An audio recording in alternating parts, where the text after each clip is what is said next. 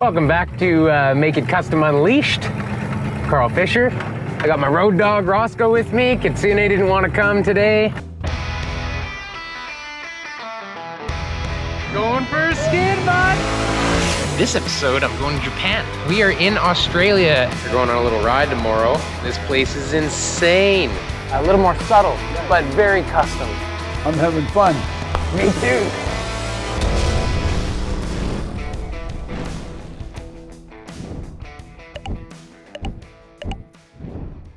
We are picking up a 1952 Chevy Coupe. Pretty stoked to get this car. A couple years ago, if you've been with the channel or followed me on Instagram a while, one of our old shops got shut down by the city. It wasn't zoned correctly for what we were doing, and something that a lot of people do in this area when they've got shops is they rent a big barn or a big shop on someone's property that they're not using, and it's usually cheaper than the alternative, which is industrial. That's what I was doing. And, you know, it's not really playing by the rules, but unfortunately I got caught for it and had to move shops, which was a blessing in disguise. We ended up in a much better situation. It seemed like a loss at the time, but in fact, we gained a much better shop and a much better situation. The weekend that we got shut down, we had complaints from somebody, I'm not gonna say who, but somebody. I was trying to do a chop class. We were gonna chop this car. It was a Chrysler 3-window businessman's coupe, which was pretty cool, and the class got shut down that weekend. Like, people were on their way, and I had to call everybody and say, sorry, we can't do this. Whenever I see like a well-priced project car that would be a fun chop, I'm always thinking about that chop class that got canceled. So that's what this car is. It's a 1952 Chevy Coupe. It's gonna be for a chop class, so heads up, we're gonna do one. Basically, I'm gonna reach out to all the people that were trying to take the chop class last time, let them know that, hey, we can do it again. This is the crazy coincidence about this whole thing. One of the guys that was gonna take this chop class, all customs on Instagram, does great work, he's a metal fabricator, he's building a cool Model A, didn't know that this was his car. And so I messaged him, said, hey, call me, or here's my number. And, you know, we talked on the phone, and he was like, I was thinking about you when I was going to sell this car. I was actually thinking, man, it would be cool if Carl could do another chop class, and this would be a good car for it. And I completely didn't know he was thinking that, and contacted him. So long story short, I think it's totally meant to be. We made a great deal. He's going to be part of the class, and he's giving me a smoking deal on this car. It's going to be a lot of fun. So I'm picking up a 1952 Chevy Coupe right now for the chop class.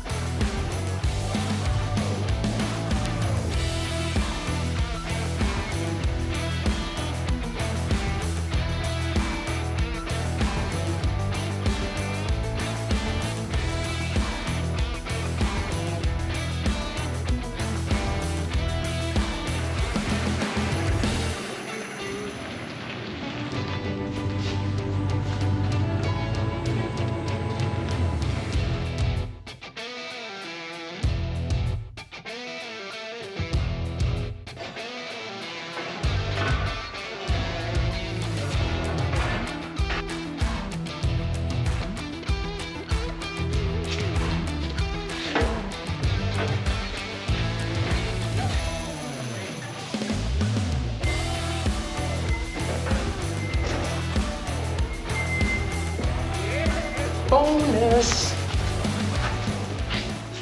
All right, what do you guys think? Do you like this thing? It's a coupe, not a sedan. Difference is the roofs are a little bit different. Trunks are a little bit different. There might be other differences, but basically the coupe has a short roof and the sedan is a little bit longer, which means that the coupe has a longer trunk and the sedan has a little bit shorter trunk. I love this car. I love the idea of this being a car to chop. So this will be our chop car or a chop class at Make It Custom. Maybe if not everybody decides to join, there'll be a couple extra spots to be grabbed for subscribers as well. That's the whole purpose of this car. This car is actually in a little bit better shape than I thought it would be. I got this thing like sight unseen. I saw it online. Alex, super great dude. He was gonna come to the chop class, didn't get to. I saw this car online. I did not know it was his, and I messaged about it, just like asking some details, because it was put up for a very good price. It turned out to be Alex. Alex had told me on the phone, he's like, man, I even thought about calling you about this car. Like, because of the chop class, I thought maybe, like, he was thinking it too. And this is the kind of car that, like, me and my brother and our friends, like, we like cars like this that are not perfect. Like, old patches, and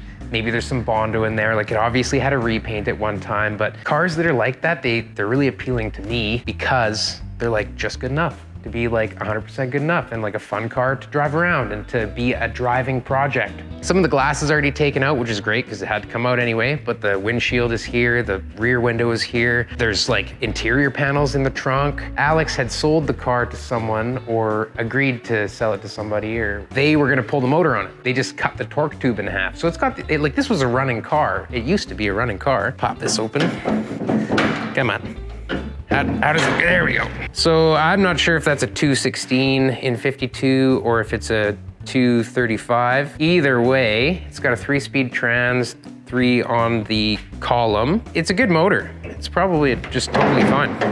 The donor engine that I had bought for the other chop car that we were gonna do, I still have it. I sold the car to Mike at Rust Valley, actually. Just found out a few days ago that car is back, like bought back from Mike. So anyway, it is a 250 6-cylinder out of a GMC pickup. When I bought it, it was perfectly running, has new cap and rotor, new carburetor, new fuel filter, new fuel pump, has a 3-speed, like 300 transmission too. I'm thinking we'll just slip that in there and it's a driving project. Put a really cool chop on it. I was actually in California not long ago and I was talking with Alex Gambino, Gambino Customs, check him out. He's actually gonna start a YouTube channel also, just like all about customs. We were talking about chops as well, like what to do as a chop on a car like this. And he was just saying that like he did one at 4 inches and then he did another one, or re-chop the same car a little bit heavier. So I'm probably gonna go on the heavy side. I know, it's not very classy, but I'm not really wearing a collared shirt today, so I go a little bit heavy on chops. If you are to line those pillars back up, ends up moving the roof forward a little bit. So something people do is they slice this B-pillar and then they'll just tip that forward and let the door line up forward and let the roof kind of come like that. And so you actually end up cutting the roof skin about there, kind of at a taper, so that you can actually lay the back window down as the roof moves forward. We're kind of thinking about just kind of going, it's gonna be a fun time. Kind of the most important thing when you're chopping a car, to really look at like how the car was assembled. And then like, how do you chop stuff like this? There's pivot points, right? You have to think about that when you chop a car. There's all kinds of tricks that go into doing a chop, but they're relatively logical for one chop to another chop. You have to just make sure that you know your windows are gonna be lining back up. You have to make sure you know you're tipping the pillars or not. Like, what is that gonna do? How is it gonna affect things? So you have to kind of have a little bit of forethought so that you make the right choices to make the most sense as you're putting it back together. Might as well tell you guys in the same video that we are working on doing classes at Make It Custom headquarters as well. We've been building extra Mother Tucker stumps. I'm working on getting some more machines here. I just want to provide like the best possible experience, you know? That's why we picked up this car, is to do a chop class, and I'm very excited about this car. I'm always, you know, jumping around doing all kinds of stuff. We're obviously gonna slam on the ramp truck till it's done, and that's done. I got the Zephyr to build. This one's like a quick, fun one that doesn't have to be like the Model A, where everything's like 80 grit and super my best work, which obviously I'm gonna do my best work on everything, but this car, I'm not gonna redo the floor patches. You know, I'm not gonna repaint it because it's scratched. I'm not gonna pick the Bondo out because I suspect it's got some Bondo in it, you know?